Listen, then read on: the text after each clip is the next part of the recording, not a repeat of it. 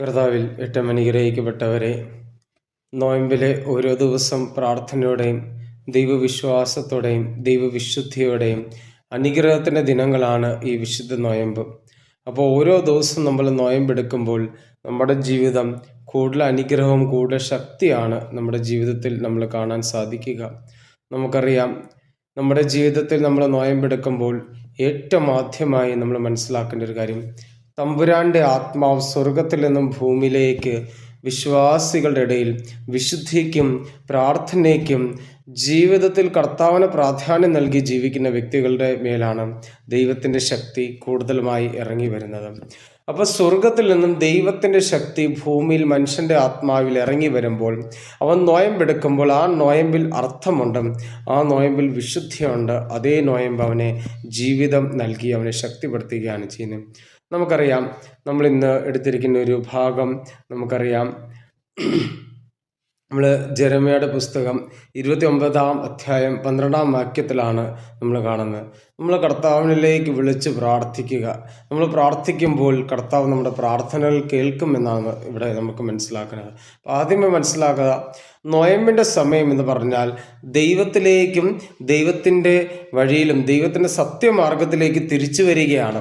അപ്പം നമ്മുടെ ജീവിതം ആയിരിക്കുന്ന ഈ ജീവിതം പാപത്തിൻ്റെ അവസ്ഥയിൽ നിന്നും ഇറങ്ങി അല്ലെ പാപത്തിൽ നിന്ന് ഇറങ്ങിപ്പോകുമ്പോൾ, പാപത്തിൻ്റെ അസുഖത്തിൻ്റെ പുറകെ പോകുമ്പോൾ ദൈവം എന്ന ക്രിസ്തു എന്നൊരു വിശ്വാസം, ക്രിസ്തു എന്ന ശക്തി നമ്മളൊരു വിഷയം നമ്മൾ ഓർക്കാതെ പോകുന്നുണ്ട്. അപ്പോൾ ഓരോ നോയമ്പെന്ന് പറഞ്ഞാൽ ദൈവത്തിൻ്റെ ശക്തിയെ സ്വീകരിച്ചുകൊണ്ട് നമ്മുടെ ജീവിതത്തിലെ എല്ലാ കുറവിനെ കൃപയാക്കി മാറ്റിക്കൊണ്ട് നമ്മൾ മുമ്പോട്ട് കിടക്കണം. അപ്പോൾ ആദ്യമേ മനസ്സിലാക്കുക, ഓരോ നോയമ്പെന്ന് പറഞ്ഞാൽ ദൈവത്തിലേക്ക് തിരിച്ചു വരാനുള്ളൊരു അവസരമാണ്. പോയ വഴി, പാപം ചെയ്ത വഴി പോകാൻ വേണ്ടിയല്ല, അതേ വഴി സഞ്ചരിക്കാൻ വേണ്ടിയല്ല, പക്ഷെ പോയ വഴി നമ്മൾ തിരിച്ചു വരണം. എവിടെ നമ്മുടെ ജീവിതയാത്ര കർത്താവിൻ്റെ സന്നിധിയിൽ നിന്ന് തുടങ്ങിയ ആ ജീവിതയാത്ര അതേപടി കർത്താവിൻ്റെ സന്നിധിയിലേക്ക് തന്നെ നമ്മൾ തിരിച്ചെത്തണം.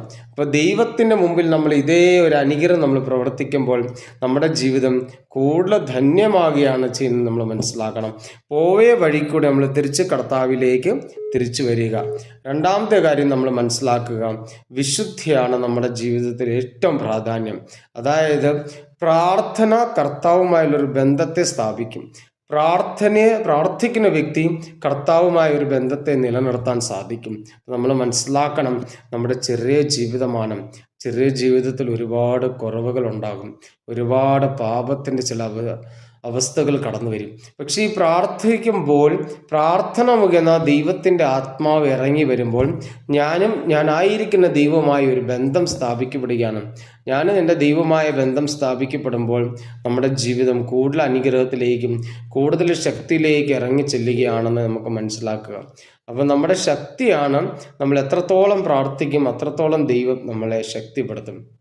എന്നാൽ മൂന്നാമത്തെ കാര്യം നമുക്ക് മനസ്സിലാക്കുക, കർത്താവ് 40 ദിവസം മരുഭൂമിയിൽ പ്രാർത്ഥിച്ചു. ഒരുപക്ഷെ നോയമ്പിൻ്റെ സമയം നമ്മുടെ ജീവിതം ഇങ്ങനെ ഒരു മരുഭൂമി അവസ്ഥയായിരിക്കും. ഈ പാപം ചെയ്ത് അല്ലെങ്കിൽ ആ സമയത്ത് നമ്മളൊന്നും ചെയ്യാനില്ല, അല്ലെങ്കിൽ അമിതമായി വിശപ്പുണ്ടാകും, അല്ലെങ്കിൽ നമ്മൾ ഈ നോയമ്പെടുക്കുമ്പോൾ അന്ന് തൊട്ട് സാത്താൻ നമ്മൾ ഏറ്റവും അധികം നമ്മളെ പ്രലോഭനം നമ്മുടെ ജീവിതത്തിൽ ഉണ്ടാകും. ആ സമയത്ത് നമ്മൾ മനസ്സിലാക്കുക, ദൈവത്തിൻ്റെ ശക്തി ഇറങ്ങി വരും, ദൈവത്തിൻ്റെ വിശുദ്ധി ഇറങ്ങി വരും, ദൈവത്തിൻ്റെ വിശ്വാസം ഇറങ്ങി വരും. നമ്മൾ ചെയ്ത എല്ലാ തിന്മകളും ദൈവം പൂർണ്ണമായി കഴുകിക്കളയും. ദൈവം നമ്മളെ കൂടെ വസിക്കും, നമ്മുടെ ഇടയിൽ വസിക്കും. ദൈവത്തിൻ്റെ ശക്തി നമ്മളോടൊപ്പം നിലനിൽക്കും. പ്രിയമുള്ളവരെ, ഈ നോയമ്പിൽ ആദ്യമായി നമ്മൾക്ക് കർത്താവിലേക്ക് തിരിച്ചു വരണം. രണ്ടാമത്തത്, പ്രാർത്ഥന മുഖേന ദൈവമായ ഒരു സ്നേഹത്തിൻ്റെ ബന്ധം സ്ഥാപിക്കുക.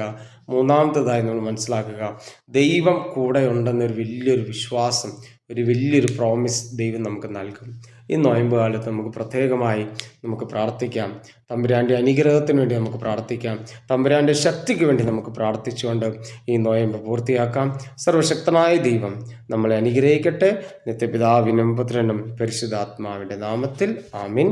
കർത്താവ് കൂടെ ഉണ്ടാവട്ടെ. കർത്താവ് അനുഗ്രഹിക്കട്ടെ. ആമീൻ.